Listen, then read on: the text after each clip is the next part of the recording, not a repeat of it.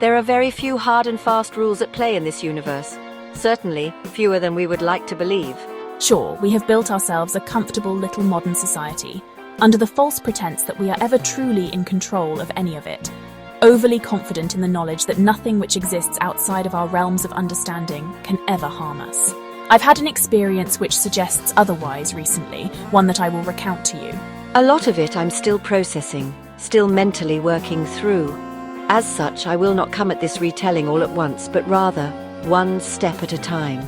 I feel it important not only for my own mental well-being, but for your own awareness, that I ensure no detail is missed.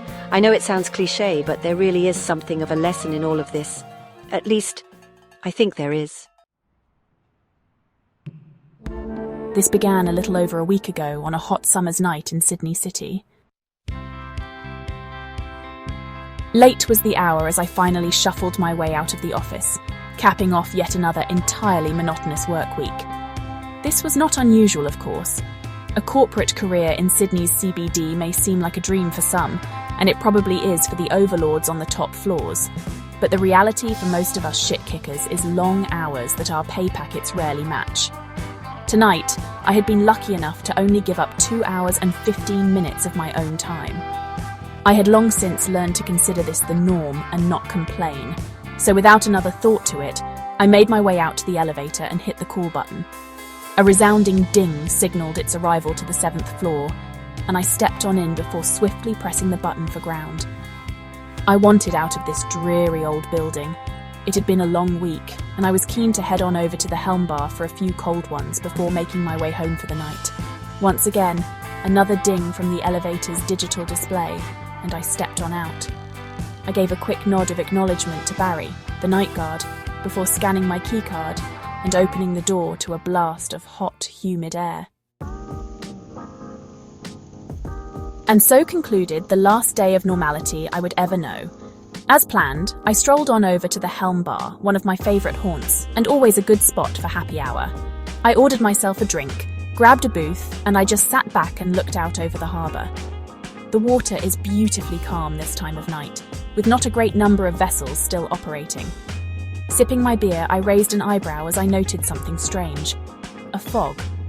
That was certainly not usual this time of year. And yet, there it was, a clearly defined fog settling in over Darling Harbour.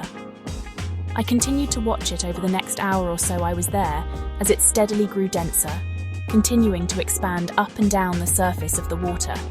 At this point, though, I would have been prepared to put it down to the effect of the one too many schooners I had been knocking back. The barkeep's cry of last call finally got me thinking it may be time to make a move and get back home. I gave a wave across the bar, signalling my departure, before heading downstairs and making my way back up to the docks to catch the ferry back home. I decided to walk along the water this time. The steady breeze across the harbour was a nice break from the insufferable heat. As I strolled, I couldn't help but notice that fog again. It had grown thicker still, and I wondered if the ferries would even still be running with this lack of visibility. I stepped up my pace a bit, breaking into a jog and running down the ramp at the Barangaroo docks. I didn't want to miss out on potentially the last ride home. Thankfully, there it was, just pulling in as I made my way down the ramp, swiping my card at the gates. I waited for the departing passengers to make their way off, before stepping on board and taking a seat inside. Looking out the portside window, I watched as the crew pulled back the ramp and latched the gates, before the ferry pulled away from the dock and made its way out onto the harbour. As it did so, I realised I had majorly goofed. This ferry was going the opposite way. Damn it, I thought. I'd either have to sit on board for the long trip up and down the Parramatta River, or get off at the next stop and change. I chose the latter. It would be hours before I got home otherwise. In hindsight, that would have been preferable. I got up from my seat, making my way out to the open air, glancing out across the dark waters as the lights of the ferry cut through the thick, foggy night air. We could barely see 10 metres or so ahead, and I honestly wondered how safe this actually was. The thought of crashing head-on into another ship in the middle of the harbour was a harrowing thought, and as I gazed down into the black, foggy depths, I shuddered just to think of it. That had always been a fear of mine, the the idea of deep water.